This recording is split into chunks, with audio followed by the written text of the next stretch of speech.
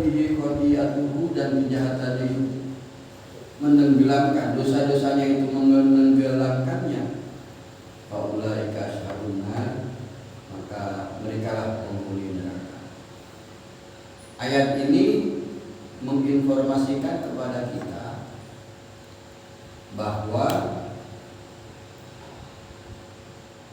kita harus memahami esensi dari seseorang itu menjadi penduduk neraka dan penduduk surga. Itu adalah dari perbuatan, terutama penduduk neraka ya, itu dari perbuatannya. Pada saya kasabah itu kan ada kasabah, ada amilah. Di depan itu kan waladina amanu wa amilus sholihat. Kadang kalau diartikan kan sama. Kasabah ya mengerjakan, amilah juga mengerjakan. Barang siapa mengerjakan keburukan, barang siapa mengerjakan kebaikan. Tetapi kalau bagi sarjana-sarjana Al-Quran ini jelas berbeda. Kayak nanti kalau tafsir itu sifatnya perspektif. Umpamanya begini, saya akan meneliti dari sisi hubungan antara perbuatan dengan keimanan. Sejauh mana keimanan mempengaruhi perbuatan, dan sejauh mana perbuatan itu bernilai ketika dihubungkan dengan keimanan. Tetapi mungkin sarjana yang kemudian akan cenderung kepada memikirkan bagaimana kasabah ini, bagaimana amilah, apa perbedaan keduanya. Tidak mungkin Al-Quran membuat redaksi untuk perbuatan buruk dengan kasabah, untuk perbuatan baik dengan amilah. Mesti kalau perbuatan baik kan wa amilus sholihat, tidak kasabul kasabul hasanah, kasabus sholihat, amilah. Mungkin itulah perspektif. Mungkin suatu saat akan ada yang mencari tafsir dari sisi awahatat bihi khati'atuhu. Maksudnya apa ya, itu bisa jadi. Karena Al-Quran itu seperti mutiara. Mutiara itu setiap sisinya memancarkan warna yang berbeda, yang sama-sama indahnya. Saya sempat Ibnu Khaldun itu dalam muqaddamah Ibnu Khaldun. Kalau orang berilmu beneran itu rendah hati. Saya hanya bisa menerangkan sebatas apa yang saya tahu perihal peradaban manusia itu adalah di zaman saya. Jadi pakai perspektif waktu saat itu. Mungkin sarjana yang kemudian akan memberikan penjelasan lebih lengkap, lebih detail. Kalau orang yang berilmu, dia merasa rendah diri, tidak menganggap bahwa dia yang paling punya otoritas untuk menjelaskan sesuatu. Dalam ilmu kan begitu, tidak boleh orang menanamkan otoritas sampai kemudian dia membuat sebuah klausul-klausul, aturan-aturan yang membatasi orang kemudian untuk melakukan hal serupa. Kalau ilmuwan sejati tidak akan. Dia akan menyampaikan bahwa saya punya banyak kekurangan, mungkin sarjana yang kemudian akan lebih menyempurnakan. Karena banyak juga yang kemudian otoritasnya itu dibikin supaya lestari terus. Bagaimana hasil pemikiran dia itu dianggap paling paten sehingga orang akhir zaman itu tidak boleh lepas dari pemikiran dia. Itu yang keliru. Apalagi berhadapan dengan Al-Quran. Makanya kan saya bilang bahwa generasi-generasi yang sejaman dengan Ibnu Katsir, kebanyakan mereka mencoba mencari pengertian Al-Quran itu dari sisi periwayatan. Jadi kalau umpamanya ayat ini dicari riwayatnya, riwayat yang masyhur mana. Sementara untuk memverifikasinya kan kesulitan. Saya mendapatkan riwayat dari Soekarno. Padahal kehidupan saya dengan Soekarno tidak pernah bertemu. Beda zaman. Bagaimana memverifikasinya kan? Jadi kadang sistem periwayatan itu banyak kelemahan.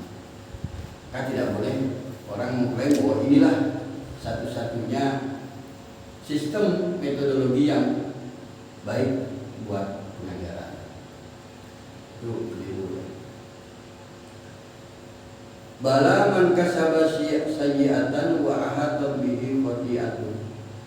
Barang siapa yang mengerjakan keburukan, kejahatan. Saya lebih suka mengartikan sayyi'ah itu dengan kejahatan. Kenapa? Karena kalau kejahatan itu punya konsekuensi. Di sini konsekuensinya adalah benar, tidak. Enggak main-main, konsekuensinya neraka loh. Maka barang siapa yang mengerjakan kejahatan, berarti kan ini pidana. Pidana. Barang siapa yang mengerjakan kejahatan, kemudian kejahatannya itu sampai menenggelamkan dirinya, maka itulah penduduk neraka. Jadi kejahatan itu kadang begini, kejahatan itu sekali dilakukan, terus untuk melakukan yang kedua, yang ketiga itu cuma masalah kesempatan saja. Dibawa anak-anak ke rumah paling. Orang bisa melakukan hal yang sama yang kedua kali, yang ketiga kali bawa ke rumah. Itu kejahatan. Jangan suruh bawa. Jadi jangan biasa Kelas saya tadi saya pernah ikut kalau ketemu. udah pakai. Beli lagi aja. Beli lagi. Jadi ada santri. Bawa yang begini-begini. Ada santri waktu itu masuk tanpa di screening, tanpa wawancara, masuk. Suatu saat santri itu dalam kondisi kepepet. Secara psikologi, secara ekonomis mungkin ada hal yang membuat dia stres, marah. Begitu marah meledak. Salah satu pengurus itu dilempar pisau, dia pegang dulu. Sudah kita selesaikan di luar. Kaget semua. Jadi ketika ada teguran dari pengurus, santrinya ngambil pisau, dilempar. Kamu bawa pisau, saya bawa gunting. Selesaikan di luar. Kaget semua. Ternyata setelah kita telusuri, dia sudah melakukan 3 kali pembunuhan. Dia cerita semua akhirnya. Cerita bagaimana kata dia pembunuhan yang pertama itu dia sampai penuh ketakutan, panik. Tapi pembunuhan yang ketiga dia sudah lakukan dengan profesional. Sudah menganggap biasa. Jadi dia sampai tidak lama keluar. Artinya adalah bahwa setiap kejahatan yang dilakukan orang, kalau kita sudah melakukan kejahatan, hati-hatilah. Karena kejahatan itu bisa kemudian menelikung kita menjadi kebiasaan. Jadi kejahatan yang serupa akan mudah dilakukan selanjutnya. Ketagihan. Ketagihan, kecanduan. Orang berbuat jahat itu bisa kecanduan. Maka bahasanya kan di sini, dan ketika kejahatannya itu sudah menenggelamkan dirinya, maka kalau kejahatan itu sekali bertobatlah dengan menyesal tidak diulangi lagi. Itu mungkin Allah masih memberikan rahmat untuk tidak terjebak lagi. Pantesan korupsi, ketagihan. Kayak korupsi. Korupsi itu kan mungkin pertamanya kepepet. Kecil-kecil lah. Sekali ini anak lagi butuh buat sekolah, istrinya sakit, mertuanya mau umroh belum nyumbang, umpamanya macam-macam kan persoalan yang melingkupi manusia itu. Begitu ada kesempatan dia lakukan. Itu dicatat sama malaikat masalahnya kan, dicatat sama Allah. Dan Allah akan kasih ujian, ditimpakan persoalan yang sama, akan ditimpakan lagi tantangan yang sama. Dan kalau dia tidak bertobat, tidak menyadari, kalau kasih tantangan yang serupa, maka dia terus terus dan tidak akan pernah ada kenyangnya. Coba orang yang korupsi itu kan sudah kaya raya, masuk ke pemerintahan sudah posisi kaya raya, sudah tidak kekurangan apapun. Buju papat itu bisa wani dulu. Kok bisa kemudian korupsi sampai kemudian yang terbesar baru. Nah, itu wahab bihi khotiyatuhu. Jadi kalau sudah menenggelamkan dosanya itu, ibaratnya sudah terlelap sama dosanya, maka faulaika ashabun. Maka berhati-hatilah kita dengan dosa.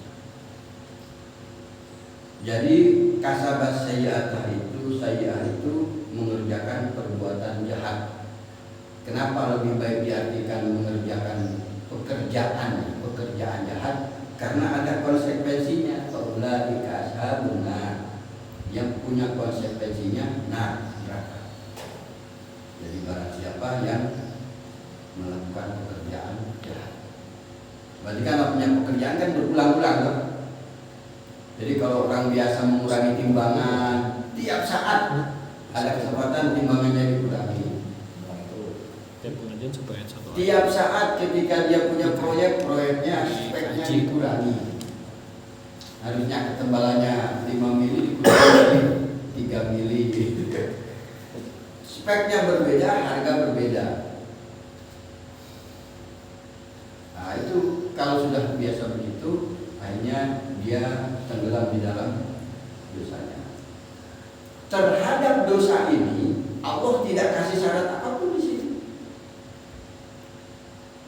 Nah, coba nanti kalau ayat selanjutnya, walladzina amanu wa amilus sholihat, kan sama, orang melakukan pekerjaan jahat dan orang yang melakukan perbuatan baik. Apa bedanya coba? Bedanya ada klausul walladzina amanu. Jadi kalau orang beriman itu persyaratannya walladzina amanu. Artinya kalau perbuatan jahat itu kalian tidak amanu tetap disebut jahat. Orang tidak beriman nih melakukan pekerjaan jahat, neraka. Beda kalau orang berbuat baik. Orang berbuat baik itu harus ada aman, ada iman yang membimbing dia melakukan perbuatan baik. Berarti kalau orang kafir, berarti ini persyaratan masuk surga ya amanu dulu. Artinya bahwa kalau masuk neraka mau iman mau enggak juga bisa masuk neraka. Jadi kalau orang berbuat jahat itu tidak menunggu dia harus punya keyakinan. Ya kan? Tidak harus ada keyakinan asal dia berbuat jahat selesai. Tapi kalau orang beriman, orang yang mau berbuat baik itu harus ada amanu di belakangnya, ada motif iman di dalam jiwanya. Jadi orang berbuat baik tapi dia tidak beriman, dia tidak berguna. Kenapa begitu? Karena kalau perbuatan baik itu harus ada pedomannya, harus ada ruh yang membawa dia kepada kebaikan. Perbedaannya gini, ada alasan lah. Perbedaannya begini. Karena kalau orang beriman ada tuntutan melakukan kebaikannya dengan ikhlas. Mukhlishina lahud din. Sementara kalau pekerjaan itu netral, pekerjaan baiknya itu netral, suatu saat mungkin dia pekerjaan baiknya akan digugat, akan diungkit. Paham gak? Oh, dia bukan karena saya yang nyekolahin dia dulu, wis kere begitu. Di Facebook kami diambil lagi. Paham ya? Kalau orang tidak punya iman, pekerjaannya dianggap netral, suatu saat pekerjaan itu akan diungkit. Dulu kalau bukan saya yang buka daerah ini, Mas, dulu ini orang mabuk-mabuk semua, saya kesini saya habisin semua. Gagah kan? Perbuatan baiknya bisa diungkit kalau dia tidak beriman. Perbuatan baiknya akan dianggap perbuatan baik dia, bukan rahmat Allah. Makanya kalau perbuatan baik itu harus aman. Abot. Mulanya orang beriman itu dia berbuat baik dan karena atas dasar iman. Apa itu iman? Iman itu kan mukhlishina lahuddin, akan diarahkan ke sana kan. Akan ikhlas dalam setiap pekerjaannya. Maka setiap pekerjaannya ketika dibimbing dengan pedoman, dengan ilmu, dengan keimanan, akan selamanya akan tetap menjadi kebaikan. Ya kan? Tapi kalau netral, orangnya tidak beriman, tidak berilmu, netral, kan bisa berubah. Kebaikannya itu bisa berubah menjadi menyakitkan. Orang memberi seorang nenek-nenek, kita beri umpamanya 1 juta, nek ini lumayan buat bakso gitu kan. Kadang belinya tidak banyak, 100.000. Tapi kemudian cerita ke tetangga-tetangganya, tadi mas saya kasihan sekali yang nenek itu, hanya buat bakso yang nggak bisa beli. Anak itu jahat-jahat sekali kalau saya kasih. Ini buat ini, saya kasih 1 juta sekali. Kira-kira sama neneknya kedengaran tidak? Kalau kedengaran kan menyakitkan. Sedekah yang kita beritakan, ya kan? Sedekah yang kita umumkan itu menyakitkan bagi orang penerima sedekah. Paham ya? Kenapa Allah menambahkan klausul untuk perbuatan baik itu dengan aman? Maka orang beriman itu kalau berbuat baik, ya berbuat baik karena iman. Selesaikan dia urusannya hanya dengan Allah. Kalau ada kebaikan tidak usah diungkit-ungkit sampai menyakitkan orang yang menerimanya, umpamanya itu.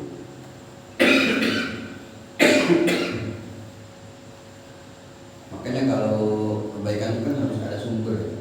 Ya kayak siang ini perlu sumber, ada matahari. Perlu ada sumbernya yang menuntun dia melakukan kebaikan. Berbeda kalau kejahatan. Kejahatan itu tidak harus ada sumber. Asal mataharinya hilang, gelap. Gelap itu tidak memerlukan sumber kegelapan. Sama seperti kejahatan. Ketika orang tidak ngaji saja sudah bisa melakukan kejahatan. Orang berbuat baik itu kan ya, biasanya dia ada sumber-sumber ilmu, ada sumber-sumber pengetahuan yang dia terima transferannya. Tapi ketika dia memutus semua itu, diputus, tidak ngaji, tidak mendengarkan ilmu, rohaninya kering, itu kan kebaikan-kebaikannya menjadi netral kembali. Kan banyak orang yang tanpa baik, tapi kelihatan tanpa ilmunya. Nah, salah satunya ketika seorang itu berbuat kebaikan. Jadi perbedaan antara orang yang berbuat baik dan berbuat jahat itu, kalau perbuatan jahat tidak mensyaratkan aman, cukup dia mengerjakan pekerjaan jahatnya, maka dia faulaika ashabun fiha khalidun. Sementara orang-orang yang berbuat baik itu ada klausul di awalnya, itu aman, harus beriman. Maka kalau berbuat baik itu orang harus tahu ilmunya kebaikan. Berarti maksudnya kalau orang musyrik, orang kafir, dengan tanpa dasar ilmu nih, tidak beriman lah, tidak amanu, tapi dia mengerjakan perbuatan baik, Ya tidak ada, berarti kan tidak dianggap. tidak dianggap. Perbuatannya sia-sia. Sia-sia perbuatannya. Jadi kalau perbuatan baik itu harus ada amanu, masih itu bagi orang beriman. Kalau di orang kafir nggak ada ikhlas. Jadi di akhirat tuh hakimnya Gusti. Tapi siapa tahu dapat hidayah mungkin nanti. Bisa saja Allah kasih hidayah. Cuma yang jadi persoalan kan sekarang itu banyak orang mengaku beriman tetapi perbuatannya jahat. Ya kan? Banyak orang mengaku beriman. Mungkin kalau dipresentasikan orang yang mengaku beriman yang korupsi itu bisa jadi lebih banyak. Lebih banyak orang beriman tapi korupsi. Sebenarnya yang korupsi buat saya mau bangun masjid dan korupsi itu. Apa-apa boleh. Jadi gini, Bangunnya boleh. orang-orang itu Korupsinya mengaku jangan. beriman. Itu sama seperti ada dalam Al-Quran nanti di depan itu qalatil a'rabu amanna qul lam tu'minu walakin qulu aslamna walam yadkhulul imanu fi qulubikum. Orang-orang Arab itu, orang Arab ya, tidak pakai tanda petik, orang-orang Arab itu punya potensi buruk kan. Orang-orang Arab itu berkata, amanna, kami telah beriman. Kami telah beriman. Kul, katakanlah Muhammad, kul lam tu'minu, kalian itu belum beriman. Lam tu'minu, kalian belum beriman. Walakin qulu aslamna, tetapi ucapkanlah kami telah Islam. Walam yadkhulul imanu fi qulubikum, karena belum masuk iman ke dalam hati kamu. Jangan ngaku-ngaku iman ya. Kalau tidak ada perbuatannya. Iman itu kan sesuatu yang lebih esensial, lebih substansial. Yang menggerakkan Islam kan iman. Paham ya? Yang menggerakkan keislaman kita sholat, kita ke masjid, itu kan keimanan kita. Orang Islam kalau nggak sholat, Islam KTP. Nah, Tidak iman. jadi iman itu adalah motor penggerak dari penghambaan kita kepada Allah Subhanahu wa Ta'ala. Maka kemudian ketika orang-orang itu ngaku beriman tapi ternyata melakukan kejahatan, berarti kan dia sebenarnya bukan beriman. Dia hanya Islam, karena Islam itu berkaitan dengan kebiasaan, berkaitan dengan tradisi, berkaitan dengan euh pakeuh, ya kan? Tenggang rasa, guyu. Islam kan bisa dimanipulasi seperti itu. Wah, saya nggak enak nih kalau nggak berjamaah. Tunggu ini pada berjamaah, bapaknya. Yang menggerakkan dia kan bukan iman berarti. Ya, karena malu. Ya kan? Karena iman itu meniscayakan kemurnian. Maka saya bilang tadi amal itu mukhlisi nalabud din. Dia tidak memerlukan pengawas, tidak memerlukan pemerintah, tidak memerlukan kontrol. Dia akan melakukan apa yang seharusnya dilakukan oleh seorang hamba tanpa harus orang lain melihat. Maka kalau ada orang yang kemudian berbuat jahat, itu tidak sah keimanannya gitu. Keimanannya tidak jadi. Islam mungkin iya, kamu ke masjid, kamu punya pesantren, kamu santuni anak yatim, kamu berzakat, tapi kamu korupsi. Berarti dia telah kehilangan keimanannya. Seperti orang Arab tadi kan, orang-orang Arab itu kepada Nabi mengaku kami sudah beriman Muhammad. Tapi Allah ngasih tahu ke Nabi Muhammad, kul, katakanlah Muhammad lam tu'minu. Nabi Muhammad kan gak ngerti. Kan orang Arab itu datang, kami beriman ya Muhammad. Nabi Muhammad kan gak ngerti dia ngomong benar apa enggak. Paham ya? Nabi Muhammad kan tidak paham orang ini membohongi atau tidak. Tapi Allah menyuruh Nabi Muhammad jawablah seperti ini, kul. Sering saya bilang bahwa Nabi Muhammad itu orang yang setiap perkataannya itu dikonsep oleh Allah. Konsep semua. Kul, katakanlah Muhammad, ucapkanlah, jawablah Muhammad, lam tu'minu walakin qulu aslamna. Kalian itu belum beriman, tapi ucapkanlah kalian telah Islam, karena iman belum masuk ke hati kalian. Nah, jadi substansial sekali kan keimanan. Orang beriman itu tidak mungkin berbuat jahat. kesulitan. Islam. Atau masih Islam. kalau orang yang banyak maksiat itu kadang kala beriman, kadang kala lupa. Fasik. Tapi kan keimanan itu akan selalu menuntut ketaatan kepada Allah yang diimaninya. Kan inilah yang sering terjadi nih. Kadang-kadang itu saya fasik. juga sering mengalami. Kadang-kadang. Umpamanya gini, saya berhutang sama orang, berhutang muamalah kan, minjem duitnya mas, pinjam sampai juga. Kapan nanti 1 minggu lah. 1 minggu itu sudah ada rezeki dari Allah untuk membayar, sudah ada nih. Ya. Tapi dilalah anak kita sakit,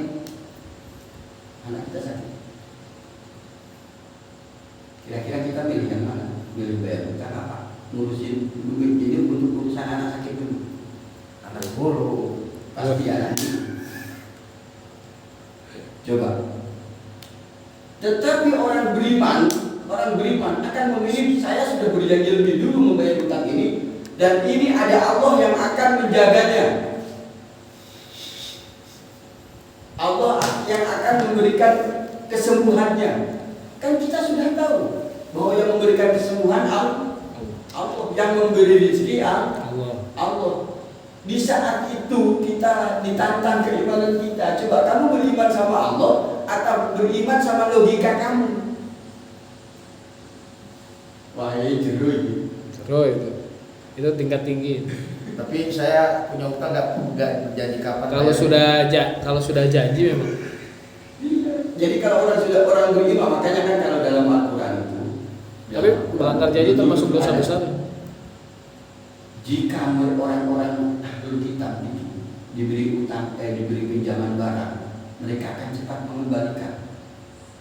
Tetapi kalau kamu utangi uang, mereka akan kesulitan membayar sampai kamu menagihnya berkali-kali. Fakta. Orang beriman tidak akan pernah kemudian ditagih berkali-kali. Karena keimanannya akan menuntut untuk lurus itu loh. Keimanan itu akan selalu menuntut untuk hidup lurus, hidup tegak lurus kepada Tuhan gitu. Pasrah. Allah itu kan yang maha memberi rezeki. Saya sudah dikasih rezeki untuk membayar, tidak usah dicari, kasihkan. Karena untuk yang lain Allah akan kasih rezekinya sendiri. Tapi biasanya nego tuh Ustaz. Maaf ini udah ada uang ini untuk anak saya sakit. Itu kan namanya perjanjian baru kan. Jadi kalau dalam muamalah makanya kan kayak orang berhutang kan bukan berarti tidak beriman, tapi Allah menggelar syariah. Ya ayyuhalladzina amanu idza tadayantum bidainin ila ajalin musamman faktubu wal yaktub bainakum katibun bil adl al-ayat. Hai orang-orang beriman, di kitabnya kan orang beriman. Jika kalian berhutang untuk waktu tertentu maka catatlah. Berarti kan ada tuntunan kita juga boleh berhutang. Tetapi tantangannya lagi-lagi ketika kita membayar. Karena Allah memberikan komentar kalau orang-orang Yahudi itu, ya coba saja kalau kalian kasih uang itu mengembalikannya susah. Dulu salah satu yang kabur. Jadi orang-orang yang suka membayar hutang sampai berkali-kali orang beriman. Lantas saya bisnis sama orang Yahudi itu dibohongin terus. Jadi dulu Tommy Soeharto itu kan punya uang hasil, nggak tahu katanya hasil korupsi bapak. Itu online itu. Orang yang dia percaya di Bank Paribas. Bank Paribas itu kan milik Yahudi di London sana. Banknya kan gitu. Begitu Soeharto lengser sudah tidak berkuasa. Tommy Soeharto ya mau ngambil uang di Bank Paribas itu nggak bisa. Oh tidak bisa, maaf Tuhan.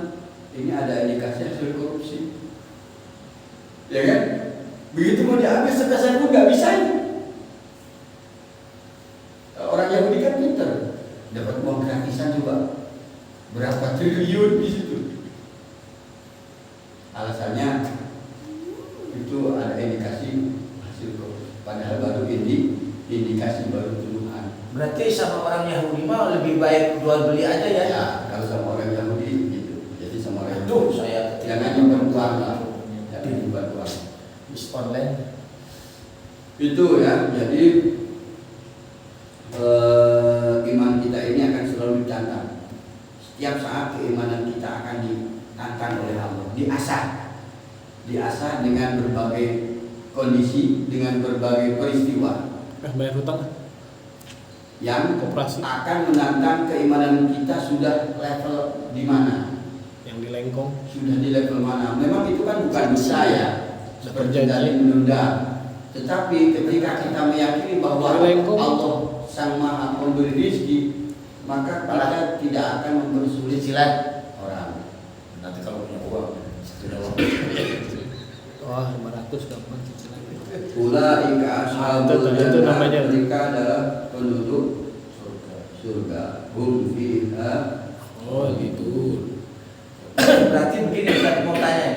Jadi begitu orang mualaf ya, terus Allah ampuni dosanya, pas beriman sebentar mati. Oh dia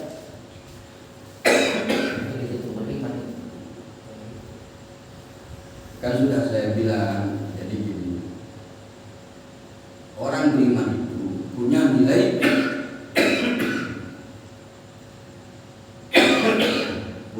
lebih. Wa basyiril ladzina amanu anna lahum qadama sidqin inda rabbihim. Beri kabar gembira kepada orang-orang beriman. Diberiman ya. Beri kabar gembira kepada orang-orang beriman. Anna lahum, sesungguhnya bagi mereka qadama sidqin, sudah ada satu tempat mulia. Kodama itu telapak kaki kan. Jadi ibaratnya mereka sudah punya tempat, satu tempat duduk, satu tempat antrian inda rabbihim, di hadirat Tuhan mereka. Jadi orang dengan iman, kalau sudah beriman kepada Allah, tetap dia itu mendapatkan satu tempat mulia di sisi Allah. Maka kabar baiknya kan, kalau ada orang beriman mungkin berbuat dosa, namanya manusia ya, nanti di akhirat kita Allah akan ampuni. Itu yang Asal beriman. Syafaat. Asal beriman. Amin, amin. Beriman beneran ya, beriman beneran. Tapi jangan membohongi ke imanannya, jangan berbohong ke imanannya. Ketahuannya nanti. Itu jadi apa namanya? Karena sering terjadi zaman sekarang. Manusia sekarang itu kan beragama tapi tidak beriman kan begitu. Beragama karena agama itu kan tampak di permukaan, kelihatan di permukaan. Orang Islam itu kan hanya Islam, itu kan tampak di permukaan. Orang sholat, orang haji, orang puasa, orang zakat kan tampak di permukaan. Tetapi yang lebih esensial kan keimanannya, yang mendorong dia melakukan keislaman. Tapi maklumnya kan bisa juga orang melakukan keislaman tanpa itu didasari oleh keimanan, kan bisa terjadi. Ketika haji sudah menjadi tradisi, puasa menjadi tradisi, sholat menjadi tradisi, orang lupa bahwa yang menggerakkan dia keimanan. Ditantangnya kan kalau sholat menjadi tahajudnya. Ya kan, tahajud. Kalau orang masih tahajud, berarti dia masih imannya masih bagus. Kenapa? Karena tanpa dilihat apa? Kan ya? Masih ngaji lah, udah dapat tahajud lah. Masih ngaji lah. Ya. Lebih senang kumpul jagungan dengan Gusti Allah daripada dengan manusia itu. Tahajud tuh begitu. Jadi Masih ngaji berarti. Nolak. Kalau mengaji kan Allah kasih ada motivasi kita berbuat baik dengan keimanan tadi. Jadi intinya pelihara keimanan. Jadi iman itu secara alami akan menuntut kita supaya kita hidup tegak lurus pada Allah Subhanahu wa Ta'ala. Jadi kita sholat, orang lain sholat tidak, saya sholat. Kita puasa, orang lain tidak puasa, ya terserah. Karena ini dorongan keimanan. tidak membutuhkan validasi gitu.